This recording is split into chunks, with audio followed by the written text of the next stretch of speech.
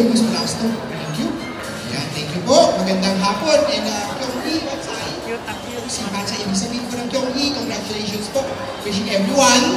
And mga sa taas, pwede mo po dito para swertihin tayo. Ano ba tayo? Para tayo swertihin, baba po kayo. Para tayo swertihin sa 2020. Sino nga ba ang mga swerte at hindi masaswerte? Ang Chinese New Year na ngayon, today po nagsimula. At ang mga swerteng kulay natin ngayon, this year is kulay blue.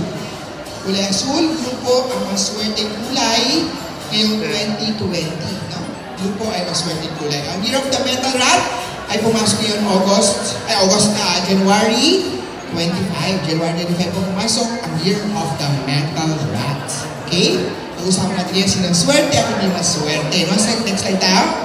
Ang year na ngayon is a new beginning. Alam nyo ba, ang Year of the Metal Rat is ang pangtunang sign. Ibig sabihin last 2019, Year of the Pig, ay tapos na. Picture tayo mo, para dalawa tayo selfie mo. Selfie mo, para dalawa tayo. O, yan, ayusin natin ha. Gusto mo selfie. Alright? Yan. O, last year po, pang 12 sign. Kaya selfie tayo, para may picture. Mamaya, may picture tayo, kita, excited tayo. Okay, selfie tayo. Okay? Alright? Okay? Ang Year of the Rat is the first pinakaunang sign. So this year, magandang year to para magsimula ng beginning ng mga gusto nyo gawin. Magsimula na po this year na the new beginning and renewals. This year also is a very strong and prosperous and maswerteng taon to. So maganda sa negosyo, magandang taon to. Maganda rin po long-term na business. May chance daw po na maging successful ang future nito na to. Initiative na pinaplahan natin mabuti ay maganda this year. Okay? Maswerte po ang taon na itong magnegosyo, mag-business career or career ay magandang taon to this 2020. Next slide tayo. Ang una dapat natin malaman is North-South. Sino po naka-iPhone? iPhone yan, ma'am. iPhone po. Go to Compass. Hanapin niyo Compass. Ang iPhone yan. Hawak niyo, ma'am. iPhone. Compass ang kailangan natin, ma'am. So go to Compass. Kailangan natin malaman ang North-South, East and West. Next slide po tayo. Tatayo tayo sa gitna ng bahay, ng office natin. Hanapin natin ang North-South, East and West. Pagkalaman natin ang North-South, East, West.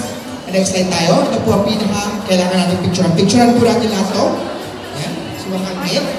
Picturean mo ito, ma'am. Para malaman natin kailan magpaasawa na si Mamang Ito. Kailan siya nagyaman. Oo. Yan. O, picturean niya po.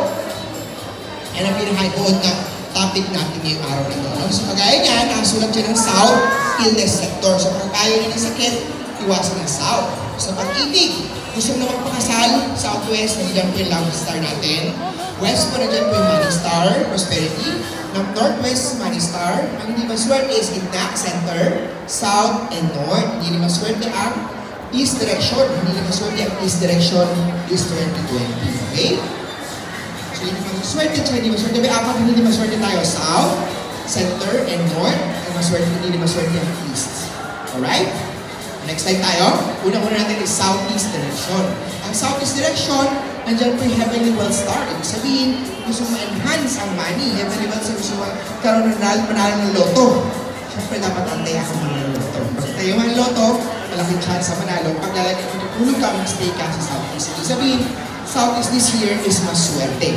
Sino pong Year of the Dragon? Ang Year of the Dragon ngayon, nandiyan pong star ng Heavenly Wealth. Si Angge ay dragon. So magandang taon to kay Angge. Dahil marami siyang pera, marami opportunity. Si Angge, magpapakain si Angge mamaya. No? Magpapakain si Angge. Marami siyang pera. Sino pong Year of the Snake?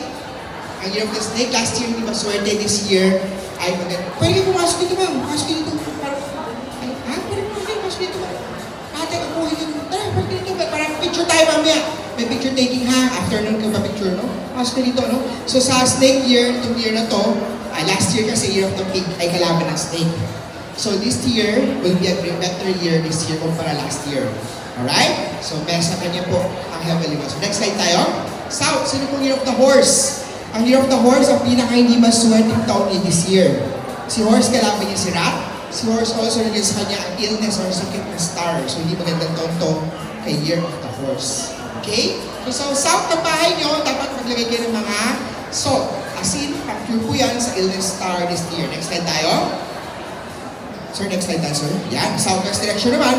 Sino pong single? Sino pong gusto magpaayos? Sino pong single ka ba? Maganda ba? Single ka ba? Yan, this year. Pag tulog ka man, ang headboard mo dapat sa southwest. Yan, southwest. Si Mamang Giba, single ka? May boyfriend si Mamang Giba. Southwest para ma-enhance ang pagkitig. Okay. Sa ship, year of the ship. Sino pag year of the ship? Ang year of the ship this year, magandang taon. Nasa inyo yung love and wisdom examination lang. Sino pag year of the monkey? Ang mga year of the monkey, very good. Pagdating sa pera, sa negosyo. Mama ng negosyo niyo mga nanay. Ano po negosyo? Review center. Tama din na sa iyo, monkey. So, review center o negosyo may kinalaman sa pag-aaral ay lalong gaganda din siya mga participant ng negosyo. Okay? So, sa year of the monkey at year of the sheep, ay maswerte tonto. Okay? Pakita niyo tayo. So, year of the monkey at year of the sheep is in your love and wisdom star. Next slide tayo. Sino pong year of the rabbit? Ang year of the rabbit niyo hindi maganda. Medyo hindi masyado maganda. Diba? Don't worry, make sure naman tayo sa east side ng bahay mo po, maglagay ka ng metal element. Cure po yan sa 5 yellow Miss Fortune Star, the year of the rabbit. Alright, next slide tayo. Gitna ng bahay natin, sa gitna ng bahay ng office natin, kailangan natin maglagay ng water element. So, maglagay kayo ng blue element. Cure po yan sa theft, robbery, cheating, and betrayal. So, sa center ng bahay, lagay tayo ng kulay blue. Cure yan sa theft, robbery, cheating, and betrayal. Alright, the picture rin pamanggi. Next slide tayo. West sector, sino po year of the rooster? Ang year of the rooster ngayon, ito po si ma'am, ang pera o success pagdating sa wealth or money. Sa rooster natin, nandiyan po sa west side ng bahay, west side ng office natin, nasa dyan po yung wealth multiplying star. Itong west na to, itong wealth multiplying star number 9 na yan, this will bring career, money, prosperity, luck, business expansion, and career promotion. Sa west side natin is affect the youngest, pinakabatang babae, daughter. Maganda sa west side ng bahay natin, office natin, maglagay ng money coin, money frog, prosperity tree, or wealth Buddha. Okay, sa west ay maswerte ito. Next slide tayo.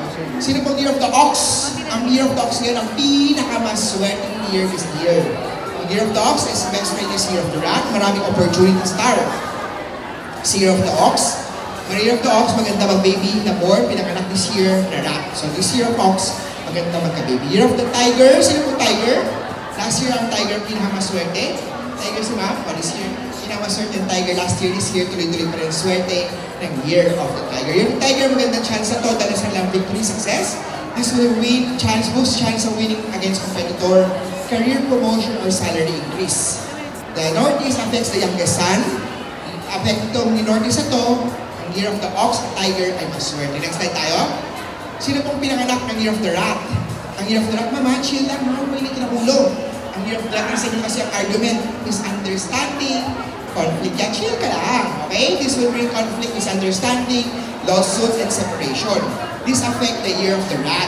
Okay? Year of the rat, sa north side ng bahay mo, maglagay ka po ng kulay fire element. Cure po yan sa misunderstanding argument this year. Next slide tayo. Northwest sector, sino po pinanganak ng year of the dog? Year of the pig? Year of the dog muna. Year of the dog, nasa kanila po ang prosperity star. So, dog niya mas maraming pera, career promotion.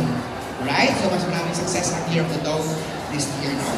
And the year of the pig naman, sino po year of the pig? Nagdadala mo ng success luck. This year, pagdating sa pera, prosperity, ang pig. So, maswerte ang Northwest this year sa ating sector, sa ating bahay. Muli po, ito po yung patutubay lamang ni Master Hans.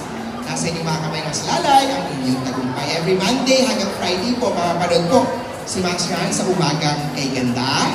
Every Lunes at every Biyernes naman po, mapapanood si Master Hans, mapapakinggan at mapapanood sa radyo, sa DZMM Teleradio, DZMM alas 10 ng umaga hanggang sa alas 11 ng tanghali.